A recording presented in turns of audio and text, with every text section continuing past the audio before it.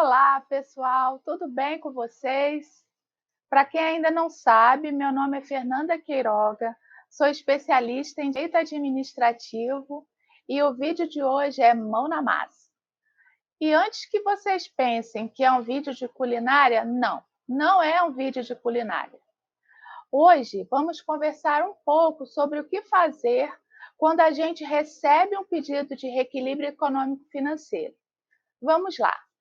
Recebido um pedido de reequilíbrio econômico-financeiro, o que eu faço? De cara, a gente observa se o pedido está assinado.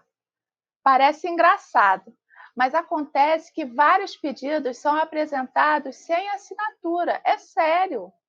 E pode parecer que isso não seja relevante, mas é, porque a assinatura de documento, ela vai fazer toda a diferença. Um documento sem assinatura é um documento apócrifo. O que é isso? Um documento apócrifo é um documento sem assinatura, ele não traz a sua identificação. Esse tipo de documento, ele traz implicações ao processo, porque ele não tem valor probante, ele não tem valor de prova. Ele não pode ser usado para embasar o pedido apresentado. Pessoal, não confundam documento apócrifo com denúncia anônima, né? Que a denúncia anônima, ela tem sido admitida em nossa jurisprudência para dar início a investigações criminais. Voltando. Aí vocês podem se perguntar: então, se o documento está sem assinatura, eu nem analiso o pedido, eu indefiro de cara. Não, não é bem assim. A doutrina e a jurisprudência entendem que é um vício sanável. O que é isso? A gente pode pedir para o requerente, né, para que ele apresente o documento assinado e prosseguir a análise. Geralmente, o que a gente faz? A gente notifica o interessado para regularizar no prazo X. Se após o decurso do prazo o interessado não apresentar o documento assinado, aí sim podemos arquivar o pedido, considerando que se trata de um documento apócrifo. Depois que a gente verifica se o pedido está assinado, nós temos que examinar se aquela pessoa que assinou o requerimento, ela tem poderes para fazer isso. Mas como assim?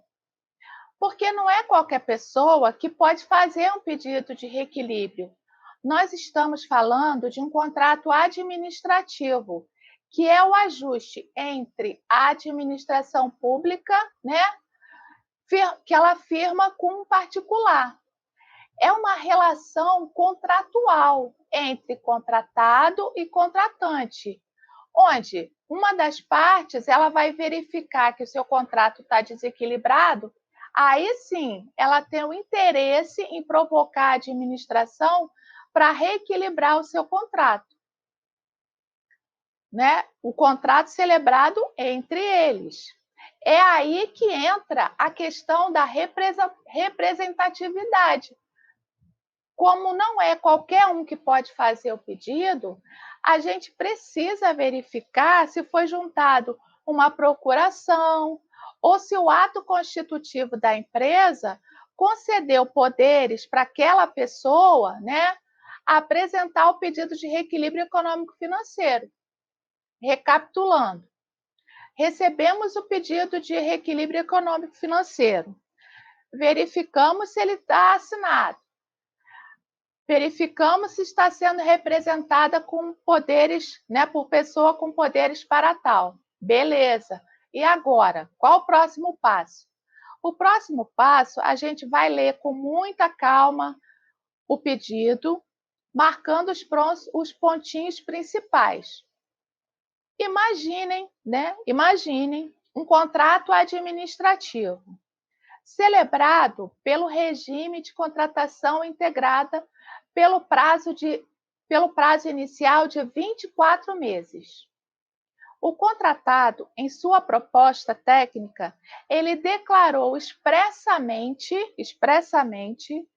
que mobilizou uma equipe altamente qualificada e com grande experiência neste tipo de projetos. Há também uma matriz de riscos, certo? E essa matriz, ela contempla o risco referente à prorrogação do prazo, né?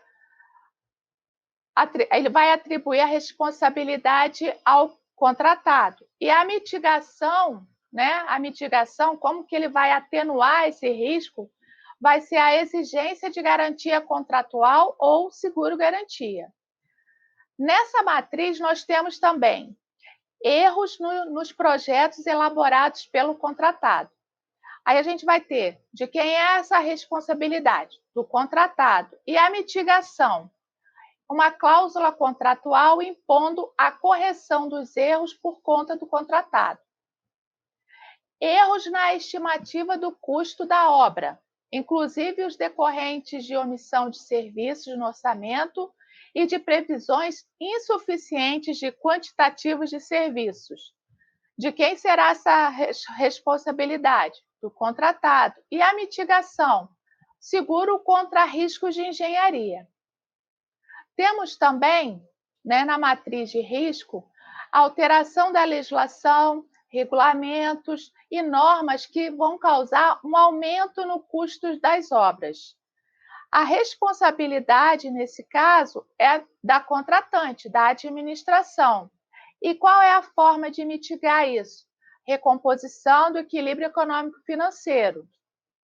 Mudanças tributárias, alterando os custos da obra, exceto, né, as alterações do imposto de renda e da contribuição social sobre o lucro líquido. De quem é a responsabilidade? Da contratante. E a mitigação? Recomposição do equilíbrio econômico-financeiro.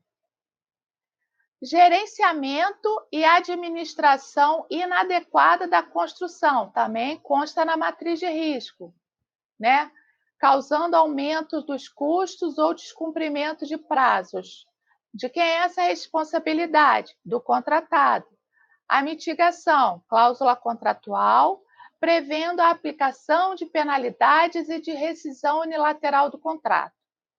Acontece, gente, que o contratado, ele sabia disso tudo, né? Ele sabia da matriz de riscos, ele apresentou uma proposta técnica dizendo que tinha condições de tocar o projeto, os projetos, de tocar a obra. Ele entrou com pedido de reequilíbrio econômico-financeiro, alegando que durante a execução do contrato ocorreram diversas alterações no escopo contratual, mas não por culpa dele, e sim da administração. Ele disse que verificou falhas na elaboração do projeto anexado ao edital, que foi aprovado projeto executivo diferente do inicialmente previsto. Argumentou que não havia projeto maduro o suficiente para um contrato sob o regime da contratação integrada e disse também que a matriz de riscos não era clara. Ele destacou que houve atraso no pagamento de medições, atraso no pagamento de reajustes e que houve prorrogação do prazo. Esse foi o pedido apresentado. A situação do contrato que estamos analisando é o seguinte: o contrato ele se encerrou, né? E o contratado solicitou a emissão do termo de recebimento provisório, TRP. Esse TRP, por sua vez, ele apontou diversas pendências. Pendências essas que não foram sanadas. Então, elas caracterizaram descumprimento contratual. Eu sei, é muita informação, mas vamos lá. Após a leitura e a verificação das condições de representação, nós já sabemos qual é o objeto, né, execução de uma obra complexa, qual é o regime de execução desse contrato, contratação integrada. Mas antes de prosseguir, vamos pegar nossa massinha e vamos botar para descansar. E vamos falar um pouquinho sobre o regime de execução e análise. Por que ele é importante? Porque a gente tem que conhecer o regime de execução para a gente poder analisar o pedido de reequilíbrio, né? Esse regime de execução indireta de obras e serviços de engenharia, ele se encontra definido na Lei 12.462 de 2011, e ele compreende a elaboração e o desenvolvimento, elaboração e o desenvolvimento dos projetos básico e executivo, a execução de obras e serviços de engenharia, a realização de testes, a pré-operação e todas as demais operações necessárias e suficientes para a entrega final do objeto. É possível extrair da 12.462 que esse tipo de regime ele é direcionado, né, à execução de objetos cuja complexidade técnica recomenda que a administração assimile o potencial de inovação da iniciativa privada. Outro traço importante sobre esse regime é relativo às alterações contratuais. Temos lá no parágrafo 4º do artigo 9º da 12.462 uma proibição genérica de termos aditivos nos contratos celebrados por esse regime. Por quê? Porque ele permite, em caráter excepcional, a alteração para a recomposição do equilíbrio econômico-financeiro decorrente de caso fortuito e força maior ou por necessidade de alteração do projeto ou das especificações para melhor adequação técnica aos objetivos da contratação a pedido da administração. Claro, desde que não tenha sido derivado de erros ou omissões por parte do contratado. E detalhe, a gente tem que observar os limites previstos lá na 8666, de 25%. Então, como eu falei, nós temos duas hipóteses para as alterações. Quanto à primeira hipótese, né, apesar de constar na lei que o reequilíbrio econômico financeiro ele deve ser oriundo do caso fortuito ou da força maior, no RDC, que é o Regime Diferenciado de Contratações Públicas, à semelhança dos demais regimes de contratação pública, que regimes são esses? Preço unitário, preço global, empreitada integral, contratação semi-integrada, né?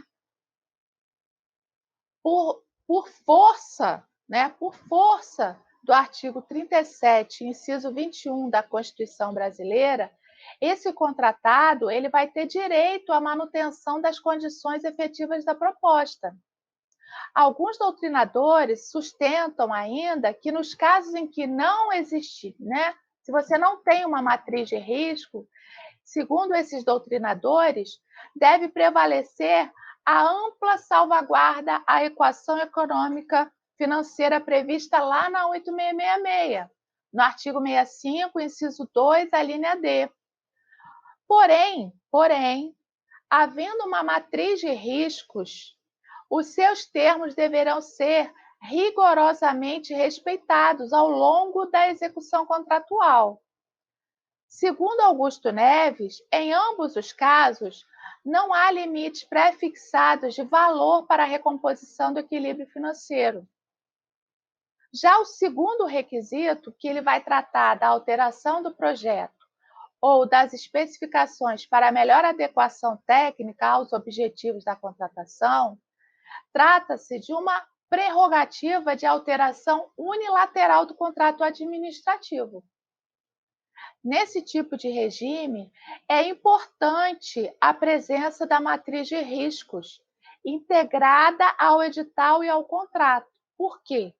Porque essa matriz de risco, né, ela vai definir claramente a responsabilidade pelos riscos inerentes à execução do projeto assumidos pelo contratado.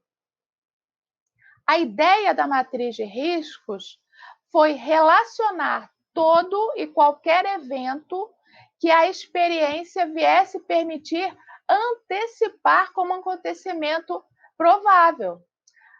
Gente, Um adendo sobre a matriz de riscos. O Tribunal de Contas da União, no Acórdão 2591 de 2017, ele entendeu que na contratação integrada do RDC, que é a Lei 12462, né?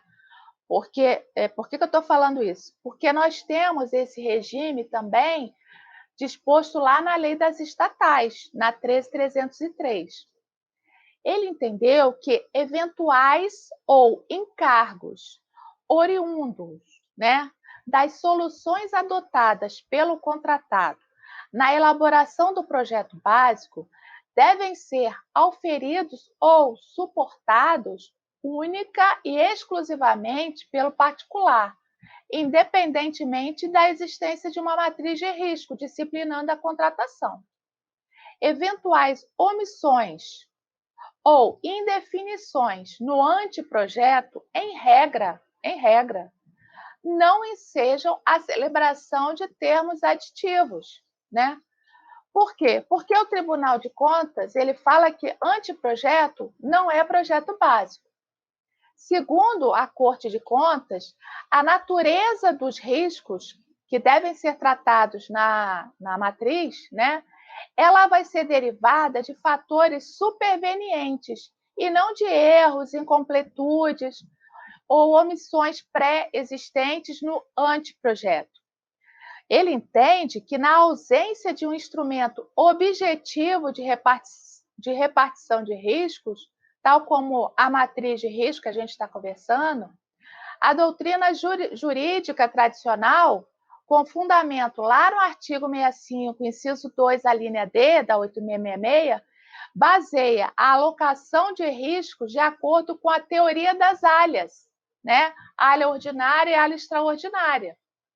A questão do anteprojeto, tão discutida e confundida no nosso caso, né, hipotético, porque ele confundiu o anteprojeto como projeto, ela deve conter elementos que instruam o interessado sobre quais especificações técnicas deverão balizar a elaboração dos projetos básico e executivo, de modo que, na contratação integrada, o licitante ele possa executar a obra. Então, o anteprojeto ele vai dar noções e limites. Ele vai servir de norte à realização dos projetos do empreendimento e, consequentemente, das obras que estão sendo licitadas.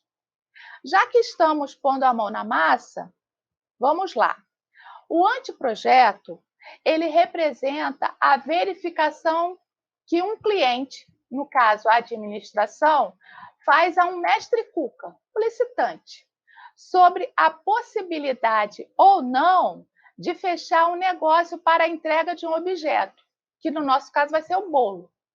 O cliente, que é a administração, ele não sabe, né, nem o que será utilizado, nem como o bolo será feito, mas ele vai determinar isso ao mestre Cuca, quando ele definir, né, quais as características que ele quer no seu objeto do bolo. Né? Isso vai acontecer quando? Quando ele definir se vai ser de casamento, se vai ter detalhes em glacê, chocolate, 3 camadas. Essa é a utilidade do anteprojeto, né? Descrever parâmetros técnicos e financeiros que permitam à administração verificar quem fez a melhor proposta para executar e entregar o objeto almejado. Vamos voltar ao nosso caso hipotético. Já esqueceram? Vamos lembrar. Nós temos um pedido de reequilíbrio, cuja contratação se deu pelo regime da contratação integrada. Na sua proposta técnica, né, o contratado declara que vai mobilizar uma equipe altamente qualificada, com grande experiência neste tipo de projeto. Ele constitui a melhor garantia para a realização do objeto, com a máxima qualidade. Essa proposta, né, que foi apresentada, ela nos leva a crer que o contratado ele previu, né, determinada produtividade de mão de obra, consumo de materiais e uma quantidade de horas e equipamentos na composição dos seus custos unitários. Ele avaliou riscos possíveis e custos adicionais caso se materializassem. Assim, se na execução, né, ele gastou mais horas de mão de obra, se ele consumiu mais materiais ou mais horas de equipamento por unidade de serviço, se esses riscos se amoldaram, né, por falha, por incompetência ou não adoção de medidas de contingências, né, eficazes por parte desse contratado, ele não vai poder, né, pleitear qualquer tipo de recomposição, alegando o desequilíbrio. O mesmo ocorre com relação ao prazo de execução. Se ele foi prorrogado por culpa dele, por má gestão da obra, que acabou resultando no aumento expressivo dos seus custos diretos, principalmente com os gastos da administração local, ele não poderá arguir, né, de forma alguma, como uma situação viável, né, o desequilíbrio econômico do contrato, a menos que, né, que se tratasse de questões imprevisíveis. No nosso caso hipotético, o contratado, né, ele alegou que o pedido de recomposição ele se deu em razão da necessidade surgida durante a execução do contrato relativas às alterações do escopo contratual. Ele falou o seguinte, que ele constatou falhas na elaboração do projeto anexado ao edital e o pedido está sendo analisado. Acontece que a obra terminou. O contratado, o que ele faz? Ele comunica ao órgão o encerramento da obra, né? E foi emitido o quê? O termo de recebimento provisório. O que é isso, né? Em linhas gerais, né, como que se dá o termo de recebimento provisório? Ao término das obras e dos serviços, a contratada ela vai comunicar ao órgão o encerramento dos serviços. Essa comunicação ela deve ser dentro do prazo da execução contratual, fixada lá no instrumento convocatório. E se o contratado não comunicar? Bom, se ele não comunicar, né, geralmente ele vai incorrer em mora, que ele tinha um prazo para comunicar. E essa situação ela vai ser passível, né, de penalização administrativa.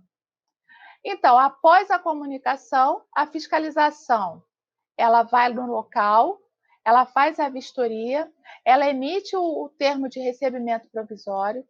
Esse termo de recebimento provisório, ele é assinado por ambas as partes, contratante e contratado, né?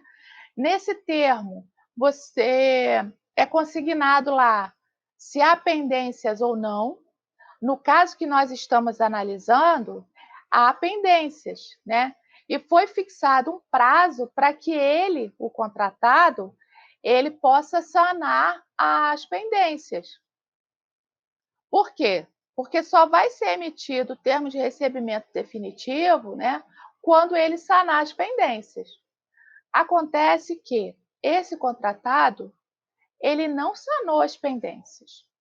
E o que aconteceu com ele? Foi aberto um processo administrativo sancionatório para apurar, né, a conduta da empresa. Nesse processo, respeitando, né, o contraditório, ampla defesa, o contratado ele vai apresentar a sua manifestação até a decisão final do órgão. Concluindo, né, o órgão esse processo administrativo, vai ser aberto um prazo para que ele possa pagar, né? Ele vai ressarcir a administração. Se não for pago, a gente ingressa na justiça, né? Para que o contratado venha ressarcir a administração. Por que eu estou falando isso?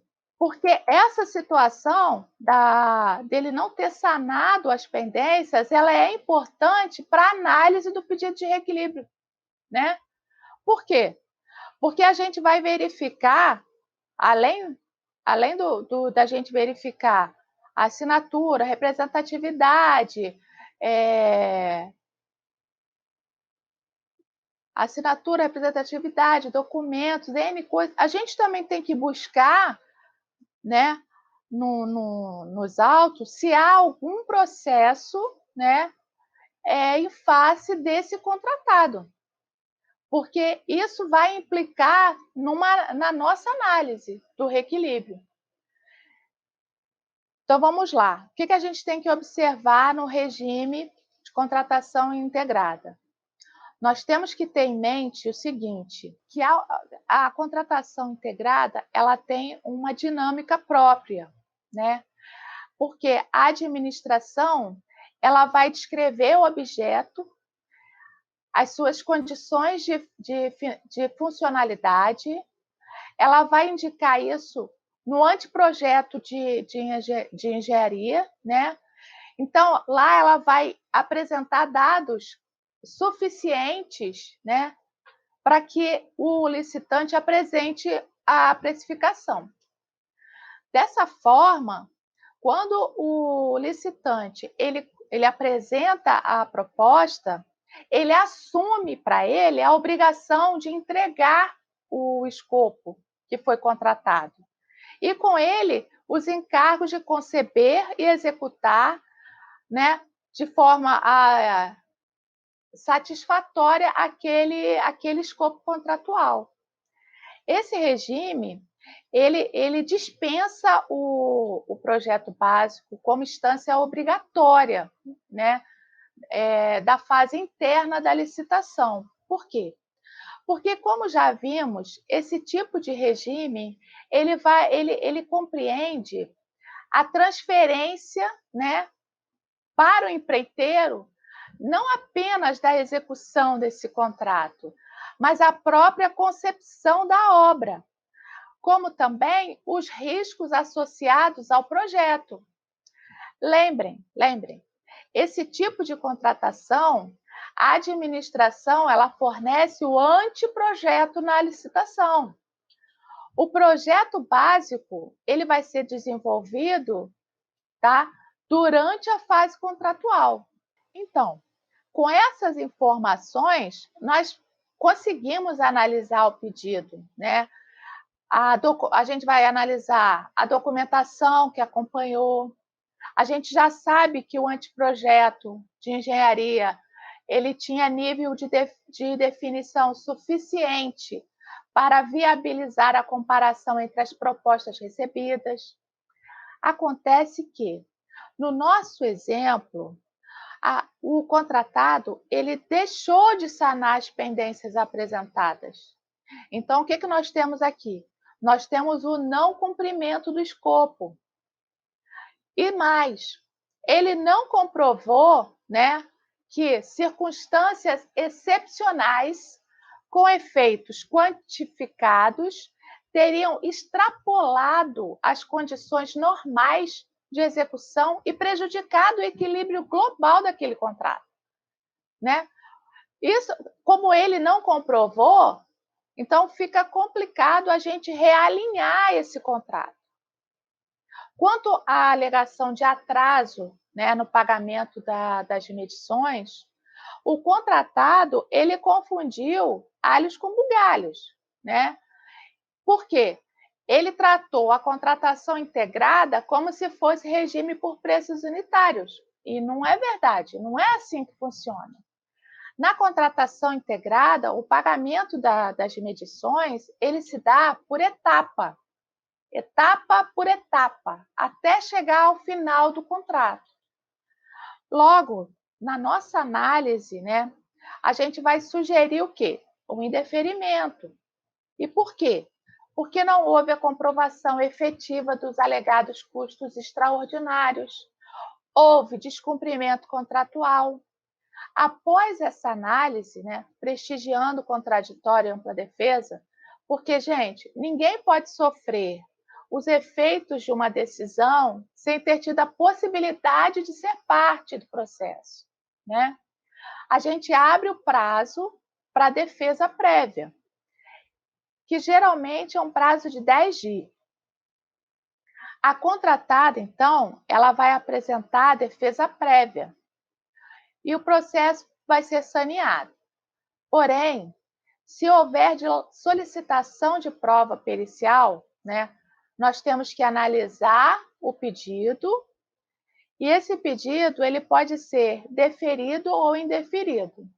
Geralmente, a prova ou as provas que são solicitadas, elas não agregam nada ao processo. E mais, né, eles solicitam provas que já estão nos autos, né? Então é feito o saneamento. Sanear o processo, gente, é limpar, enxugar, né, de eventuais vícios processuais, porque pode ter alguma coisa ali que vai acabar impedindo o julgamento do mérito. Então, nós saneamos o processo e aí é aberto prazo para aquele contratado apresente as alegações finais, né? Onde ele vai apresentar, né, de forma justificada, fundamentada, né, por que ele tem direito ao reequilíbrio. Acontece, gente, que geralmente nas alegações finais, o contratado, ele basicamente ele repete o pedido inicial. Eu não vejo nenhuma manifestação objetiva, atenta ao processo, ou que refute, fundamentada, né, de forma fundamentada, a análise que já foi feita, uma análise preliminar daquele pedido.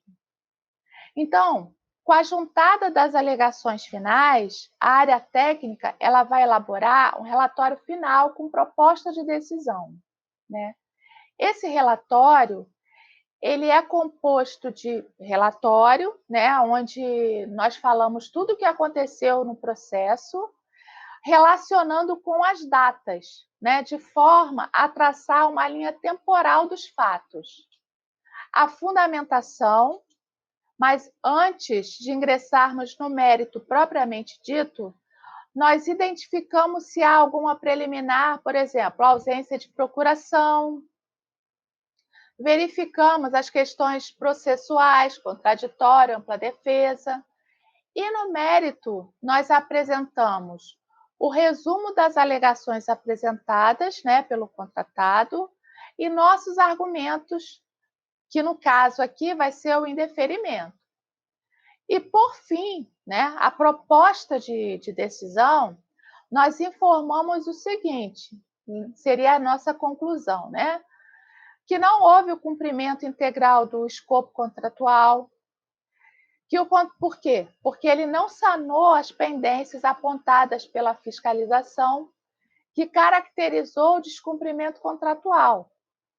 E também que não houve a comprovação efetiva da majoração extraordinária dos insumos, né? Por isso que a gente sugere um indeferimento. Pode ser, né, que o processo, esse processo de reequilíbrio, esse pedido, ele retorne à área técnica para eventuais esclarecimentos. Mas, geralmente, né, nós encerramos a nossa atividade com a elaboração do relatório final com proposta de decisão. Pessoal, esse vídeo, né, ele teve como proposta mostrar o passo a passo de uma análise de pedido de reequilíbrio. O que temos que observar? Não é possível esgotar o assunto, porque vai sempre depender do caso concreto, sempre. Hoje, a pincelada ela foi no regime de contratação integrada, né, onde apresentamos algumas situações, mas pode ser que seja apresentado outro pedido de reequilíbrio sobre o mesmo regime de contratação integrada e a análise seja completamente diferente. O que nós temos que ter em mente é o seguinte: o pedido foi assinado, a representação está ok? Qual é o tipo de regime? Que documentação foi juntada aos autos? Há comprovação dos prejuízos? O contratado deu causa? E sempre, sempre respeitar o contraditório e ampla defesa, para que a gente não tenha um processo nulo. Com essas observações, eu acredito, né, que a análise de um pedido de reequilíbrio econômico financeiro, ela vai ser muito mais tranquila. Eu digo isso por experiência própria. Bom, gente, por hoje é só. Eu deixo para vocês a seguinte mensagem: que a justiça corra como as águas e o direito como um riacho perene. Muito obrigada a todos pela participação. Até nosso próximo vídeo.